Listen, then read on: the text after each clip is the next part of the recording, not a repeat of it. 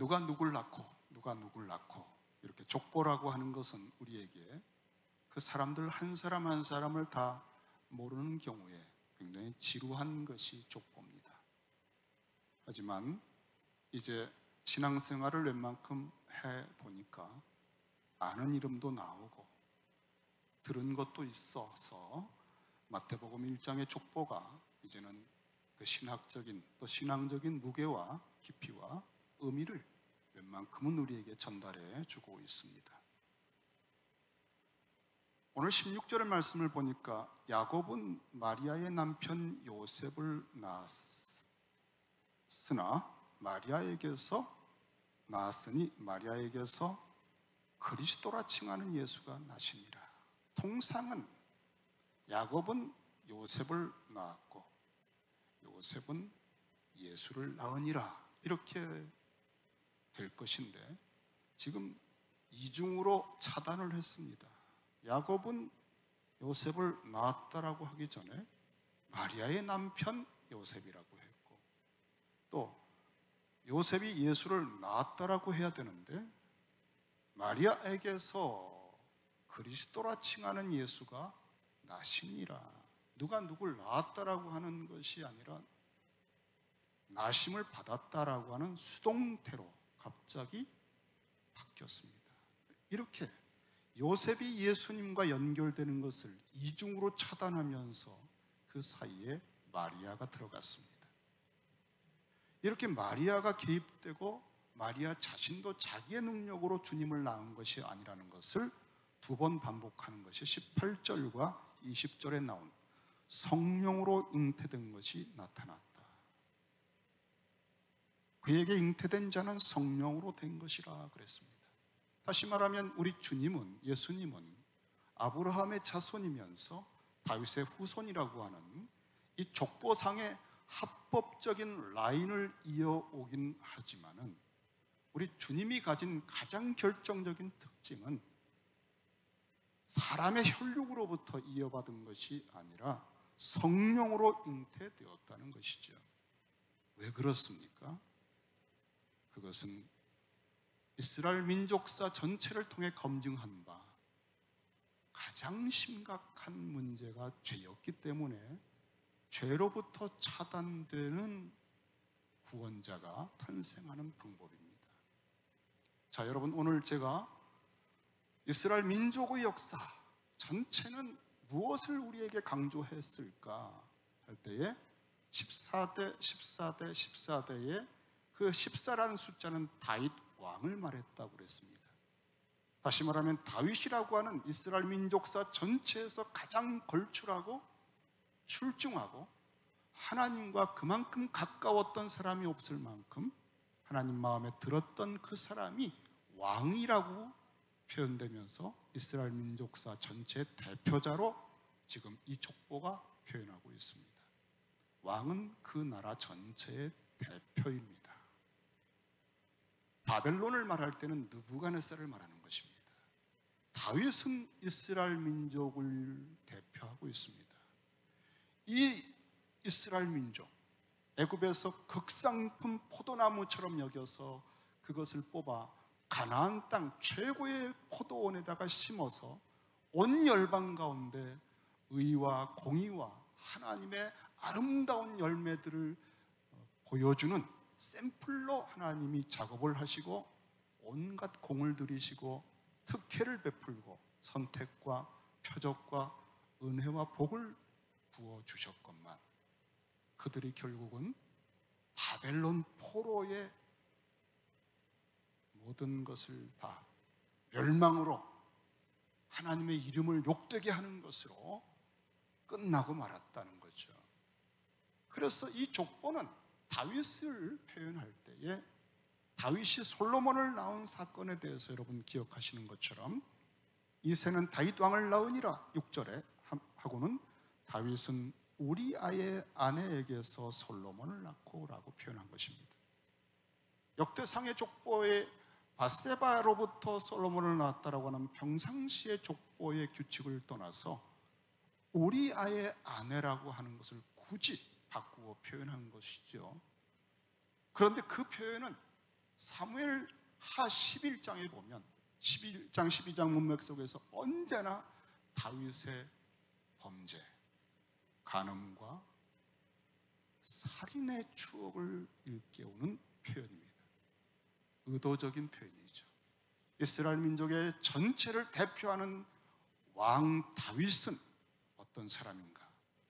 그는 간음과 살인으로, 그것도 자기 죄를 은폐하려고 했던 아주 간교한 인간이었습니다.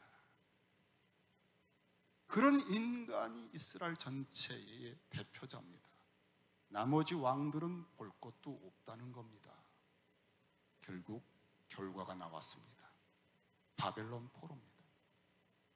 죄는 이 땅에 어떤 나라도 망하게 만드는 것입니다. 로마든 바벨론이든 헬라든 페르시아든 영원한 나라와 제국은 없습니다. 이거 굉장히 중요한 얘기입니다, 여러분. 다니엘서가 요즘 우리에게 가르쳐주는 바는 무엇입니까? 역사가 진행될수록 더 좋은 지도자는 나오지 않을 거라는 것입니다. 나라들은 점점 더 쇠퇴하고 본질이 더 타락하고, 그리고 지도자들도 격이 떨어지는 것이 역사 전체의 경향이요 흐름이라고 하나님이 말씀하여 주셨습니다. 참 안타까운 일이죠. 그러므로 우리가 어떤 왕을 사모하고 어떤 나라를 추구해야 되는가에 대해서 오늘 마태복음은 1장에서 아주 단호한 어떤 선언을 하고 있는 거예요. 복음입니다, 여러분. 복음. 이런 왕이어야만 되고 그 왕은 결정적으로 이러한 분이어야 된다라고 말하는 것입니다. 다시 말하면 죄를 통치하지 못하는 왕은 절대로 하나님 나라를 세울 수가 없다는 거예요. 다윗은 그렇게 탁월하게 모든 고대 근동의 이방 제국들을 제압하고 하나님의 뜻대로 전쟁에서 하나님의 전쟁을 수행하고 승승장구했지만 자기 내면의 죄에 대한 것을 정복하지 못하는, 죄에 끌려 노예가 되고 말았던 이러한 사람이었다고 할 때, 우리 내면의 깊은 심층에 있는 이 죄라고 하는 문제는 가벼운 게 아니에요. 결국 바벨론 포로라고 하는 것으로 끝났다는 거 아닙니까? 모든 제국들, 모든 이 시대의 나라들, 모든 지도자들은 결국 바벨론 포로로 끝나는 운명들입니다. 자, 제가 여러분 오늘 한 번 더 죄에 대한 문제를 다루려고 합니다. 왜냐하면 마태복음은 이러한 예수 그리스도를 받아들이고 구주로 왕으로 영접했을 때 산상수훈의 삶을 살도록 가르침을 받습니다. 그것이 세상의 빛과 세상에 소금된, 세상과는 전혀 격이 다른 서기관들과 바리새인들의 의보다도 더 탁월한 의를 비추는 삶을 살아내야 하는 것이 그리스도인들이기 때문에, 그리스도인들에게 있어서 정말 중요한 것은 죄에 대한 인식입니다. 세상은 죄에 대해서 심각하게 여기질 않아요. 그래서 그냥 대략 사는 거예요. 그러나 그리스도인들이 다른 것은 죄를 다룰 수 있는 왕이 그 어떻게 죄를 다뤘는가? 십자가거든요. 십자가의 그 의미가 너무나 강렬하고 선명하고 깊기 때문에 십자가를 통과해 나온 사람만 산상수훈 설교를 따라갑니다. 죄에 대해서 완벽한 절대적 절망을 매듭으로 경험한 사람만 더 이상 미련이 없어요. 십자가 외에는 구원이 없다는 사실이 정오의 태양보다 더 밝은 거예요. 바벨론 포로에 가기까지 어떻게 죄가 있었는지를 한 번만 더 들춰보려고 합니다. 여러분, 하나님이 계시한 율법이 있습니다. 율법을 어겼습니다. 그러면 선지자를 통해서 경고합니다. 계속 경고합니다. 그것도 듣지 않습니다. 그러면 언약적 저주 항목으로 포로에 간 것입니다. 레위기 26장과 신명기 28장에 언약 축복과 저주 항목이 있습니다. 자, 그런데 하나님의 율법을 어기고 선지자들을 통해 간곡하게 권고했건만 거역하고 결국 포로가 됐다, 이렇게 생각하시면 안 됩니다. 하나님이 하나님 말씀을 주셨습니다. 우리가 인격적으로 스스로 알아서 묵상하고 적용하며 살았어야 되는 거죠. 그런데 그렇지 못해요. 우리 속에 내면의 깊은 곳에 얼마나 무서운 죄가 자기중심성이 있는지 몰라요. 그래서 결국은 선지자들을 통해서 무섭게 경고하는데, 그것이 어느 정도였는지를 알아야만 죄에 대해서 필링을 느낄 수 있어요. 레위기 26장에 이렇게 나옵니다. 제가 그 많은 본문을 다 읽을 수 없어요. 너희가 이 말씀을 청종하지 아니할 경우에는, 레위기 26장 14절 이후에 보니까 아주 무서운 징계에 대한 항목들이 나온 다음에 내가 너희를 이렇게 칠 것이다 하고, 만일 너희가 그렇게까지 되어도 내게 청종하지 아니하면 너희의 죄로 말미암아 내가 너희를 7배나 더 징벌하리라. 자, 첫 단계에서 무섭게 경고를 했고 이러한 항목으로 징벌을 할 것이다. 그래도 듣지 않았어요. 그럼 어떻게 됩니까? 다음에 7배 가중처벌이 들어옵니다. 그거 정도면 그 항목이 굉장히 무시무시해요. 웬만하면 돌아오겠죠. 그런데 죄인은 그렇지 않아요. 이 7배 가중처벌을 받고 나서 너희가 나를 거슬러 내게 청종하지 아니할진대, 두 번째입니다. 내가 너희의 죄대로 너희에게 7배나 더 재앙을 내릴 것이다. 두 번째입니다. 7배가 두 번째 나왔어요. 그걸로 끝났으면 좋았을 텐데 죄인들은 그렇지 않아요. 이런 일을 당하여도 너희가 내게로 돌아오지 아니하고 내게 대항할진대 나도 너희에게 대항하여 너희 죄로 말미암아 너희를 7배나 더 치리라.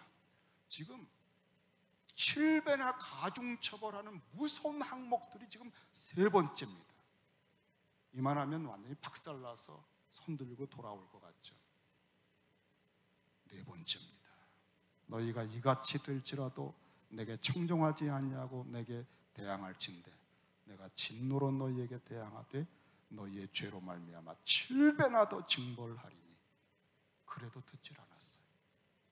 다시 말하면 하나님이 율법을 인격적으로 주셨고 주야로 묵상하며 좌로우로 치우치지 말고 지켜라, 지키지 않았습니다. 하나님을 떠나서 우상을 섬기고 온갖 악한 짓을 했습니다. 선지자를 통해서 권면했습니다. 경고하고 계속 인내하셨습니다. 7배나 더 되는 징계를 주면서도 4번 이상을 기다리셨습니다. 그래도 돌같이 딱딱하고 완악한 극치를 달기면서 하나님을 대적합니다. 그래서 그 마지막 극단에 떨어진 게 포로입니다. 바벨론 포로. 여러분, 사람 속에 있는 죄가요, 어느 정도인지를 알아야 여러분이 두 가지 착각을 안 하게 돼 있어요. 첫 번째 착각은 죄를 가볍게 여기는 경우에 나오는 착각은 율법주의예요. 행위구원론. 내가 스스로 뭔가 구원의 마무리를 할 수 있고 보탬을 줄 수 있다라고 자기의 죄성에 대한 심각성을 모르고 하나님을 내가 도와드려야 된다, 내 인격에 보탬이 있어야만 된다라고 생각하고 율법을 지켜서 의를 얻으려고 해요. 그게 현대인들에게는 행위구원론입니다. 지금은 신학자들이 또 교회의 목회자들 중에서 어떤 사람들이 공공연히 이 행위구원론을 설교하고 증거합니다. 그 이유는 딱 한 가지예요. 죄가 얼마나 심각한지를 모른다는 것입니다. 무지함이에요.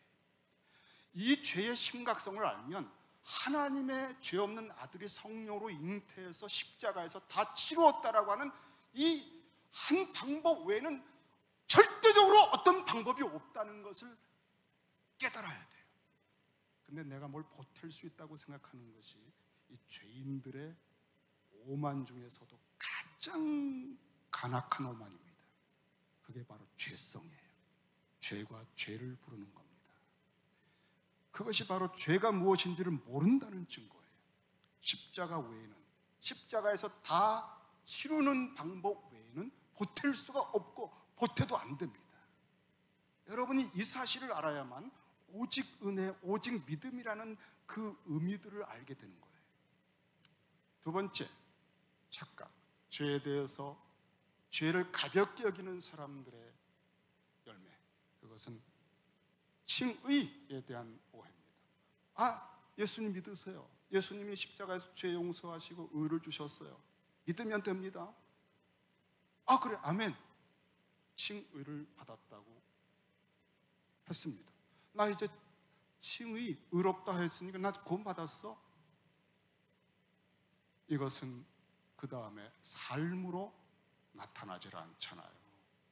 이게 뭐죠? 내가 이 칭의를 받기 위해서 그리스도가 십자가까지 갈 수밖에 없었던 죄가 어떤 것이었는지 자기 자신을 모르는 거예요. 그러니까 이 가벼운 값싼 은혜로 받아낸 칭의는 또 두 번째로 죄가 얼마나 심각한지 모르는 무지함에서 나온 거라는 뜻입니다. 이것이 또 소위 복음주의, 개혁주의에 만연된 무지함 중에 하나입니다.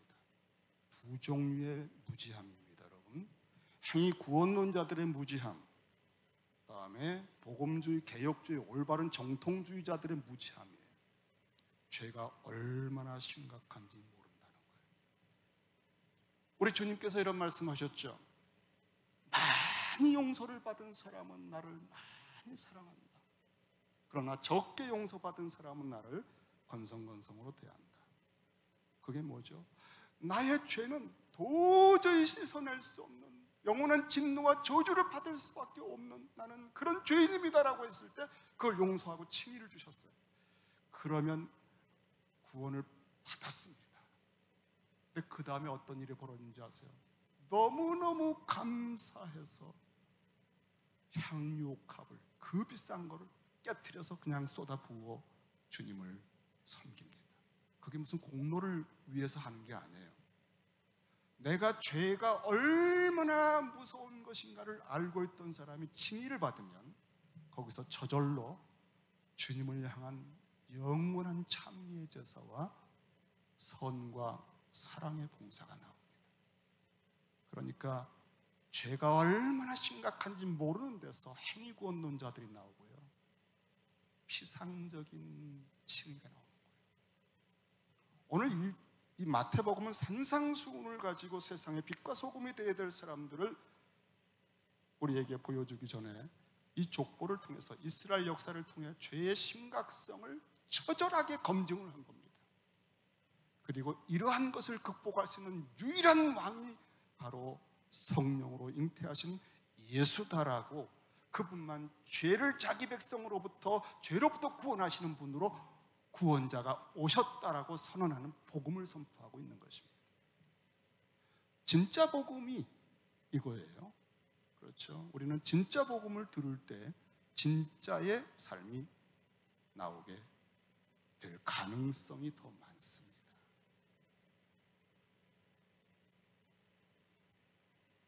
아들을 낳으리니 이름을 예수라 하라. 예수라는 이름은 여호와는 구원하신다, 구원이시다라고 하는 뜻입니다. 그 구원의 뜻은 무엇일까? 이는 그가 자기 백성을 그들의 죄들로부터 구원할 자이십니다. 어떻게 그 죄로부터 구원하시나?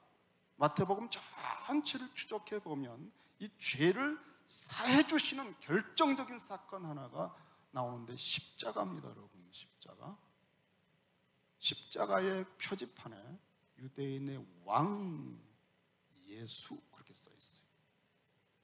예수라고 하는 죄를 용서하시는 왕이 어떤 방법으로 그 죄를 통치하시나? 십자가란 뜻입니다. 그리고 십자가 지기 전에 그 십자가의 의미에 대해서 최후의 만찬의 성찬식을 주시면서 주님이 이 떡을 먹으라 하시고, 그 주님의 완벽한 의로운 삶이죠.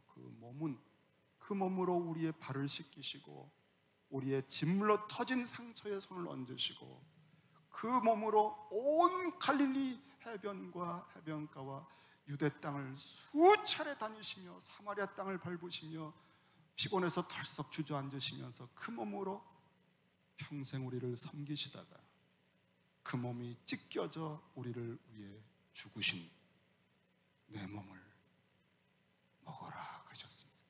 주님의 그 의의 삶 전체를 받는 것이 구원이에요.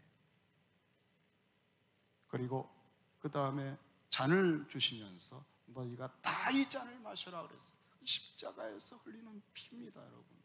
죄가 없는 분만 흘릴 때 효력이 있는 그 피, 새 언약의 피, 죄 사함을 위해 주시는 언약의 피다 그랬어요. 죄 사함이란 말이 거기서 나옵니다.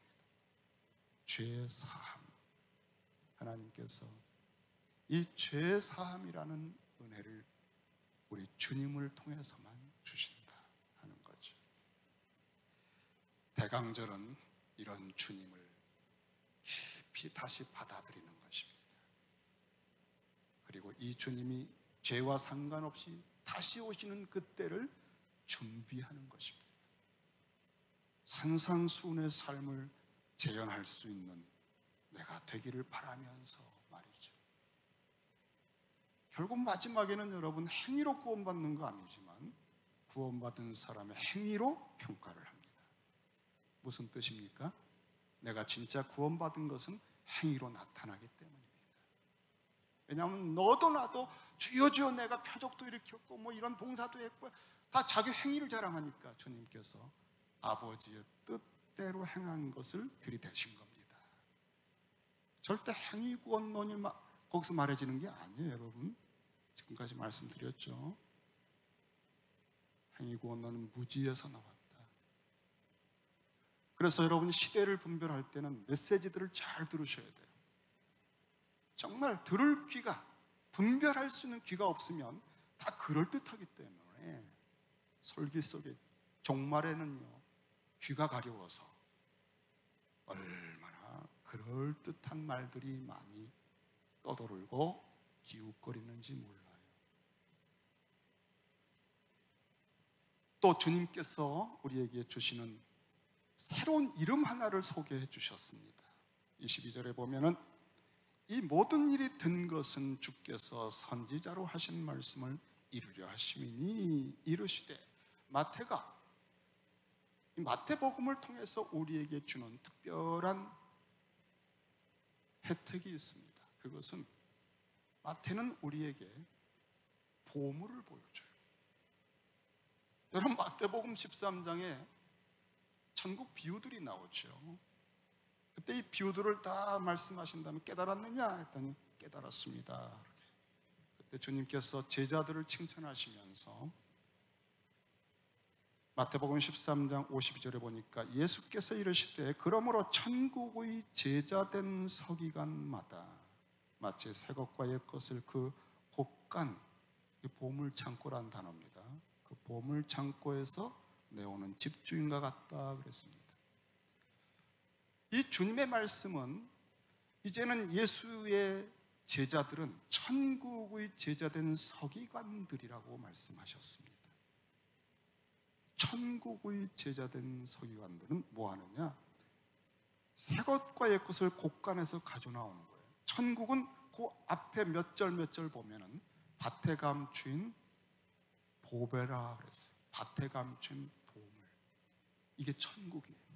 그러니까 천국의 제자된 서기관들은 보물 창고에 들어가서 옛것, 구약에서 하나님이 예언하고 약속한 것들과 새것, 예수께서 이루신 것들, 이 두 가지가 어떻게 이어지는지, 이것이 이렇게 성취되었다라고 하는 그 하나님 백성들에게 가장 소중한 보물들을 쫙 연결해서 최고의 극상품 보물을 만들어서 가져다가 보여주는 거예요. 와! 그게 임마누엘입니다. 여러분에게 예수라고 하는 분이 어떤 분으로 그 번뜩이는 영광을 체험시켜 주느냐? 임마누엘이라고 하는 거예요. 그것이 구약에서 예언됐던 것이 바로 이분이라고 이 두 개의 보물을 연결시켜서 여러분에게 소개해 준 거예요. 보물을 좀 보라는 거죠. 저는 2021년도 베들레헴 교회 성도들에게 복음서를 10번 정말 열공하시기 바랍니다. 완전히 복음서 속에 들어가 사시는 1년이 되시기를 바랍니다. 목적이 뭐냐? 복음서 속에 거니시는 이 보물이신 예수 그리스도의 영광을 보라고 하는 거예요. 보물을 보면요, 모든 걸 버리고 그걸 얻고자 하게 돼 있어요.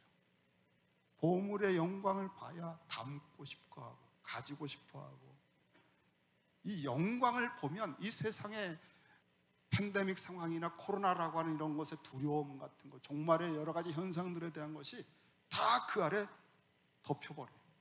진짜 즐거운 것을 보면 다른 것은 다 보이질 않습니다. 연애에 빠지면 다른 인간들이 보이질 않아요. 천하에 한 사람, 한 여자, 한 남자밖에 안 보여요. 이 죄의 역사 속에서 아브라함이 꿈꾸는 건 자기 자신이 아니에요. 요한복음 8장 56절에 보면은 아브라함은, 너희 조상 아브라함은 나의 때 볼 것을 즐거워하다가 보고 기뻐하였느니라. 아브라함은 이삭이 태어나면서부터 예수님 탄생을 예표하는 이삭을 통해서, 그리고 모리아산의 그 부활을 체험하면서 그는 그 이삭 이후에는 성화가 급진전합니다. 그는 즐거움이, 대망이, 하나님 나라의 위대한 성에 대한 열망이 솟구쳐 올랐어요. 그 주변의 왕들이 다 놀랄 만큼 그의 표현하는 성화는 놀라웠습니다. 그 성화가 어떻게 가능했습니까? 이삭을 통해 그리스도의 영광을 볼 때부터입니다.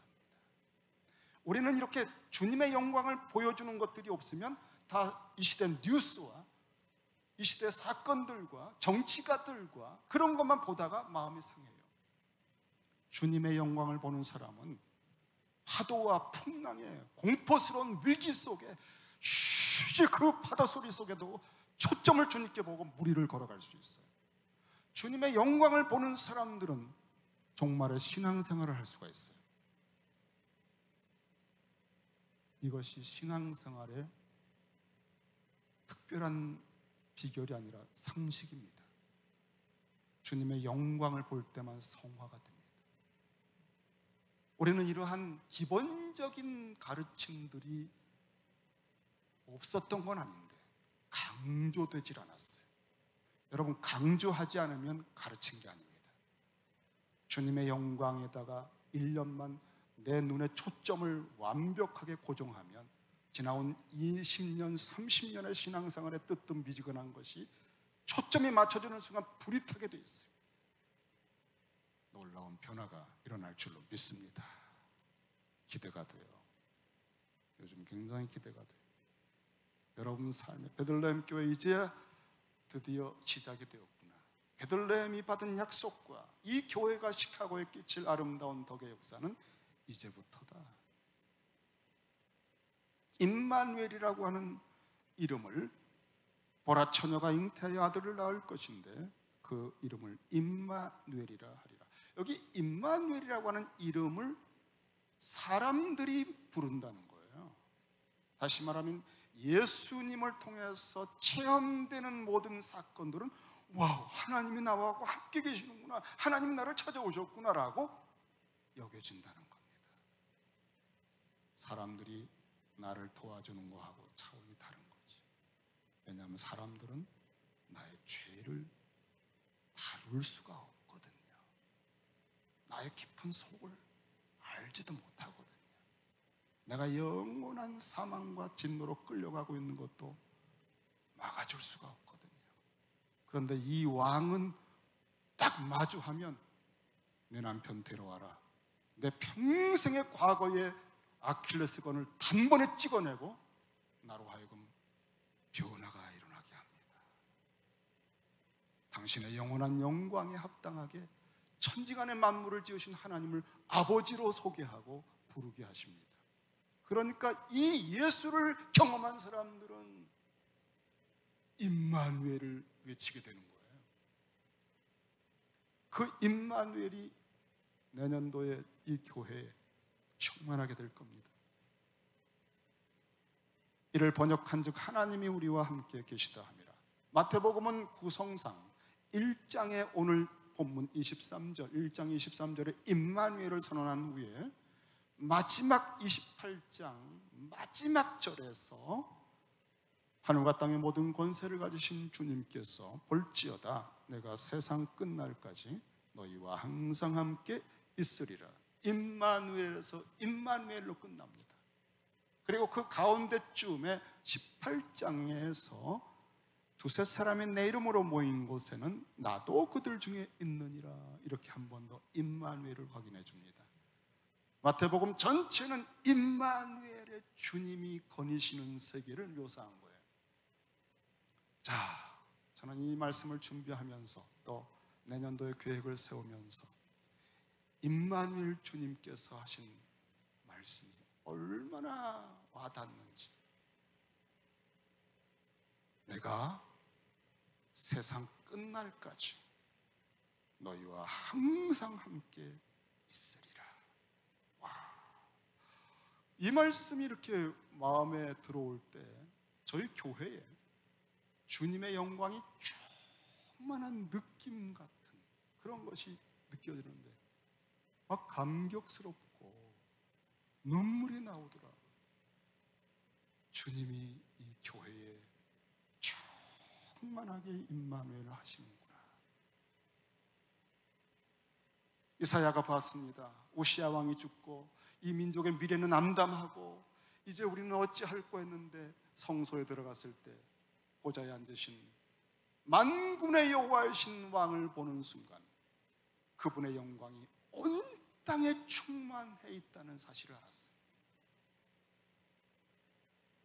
주님의 임마누엘은 세상 끝날까지 여러분과 항상 충만하게 있습니다.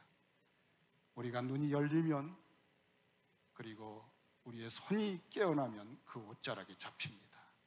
그 주님의 얼굴이 보입니다. 어떻게 복음서를 읽을 때 복음서의 주님은 임마누엘로 어떻게 사역하시는가를 보여주셨어요. 그런데 부활하신 주님이 임마누엘로 우리와 함께 하시기 때문에 복음서를 읽을 때 당신 자신을 우리의 눈을 열어서 보여주시는 거예요. 당신 자신의 음성을 성령 안에서 들려주시는 거예요. 여러분, 복음서 읽기를 통해서 임마누엘과 같이 읽으면 그 당시에 주님 자신을 체험시켜주는 거예요. 이런 복음서 읽기는 아주 경이로운 방법입니다.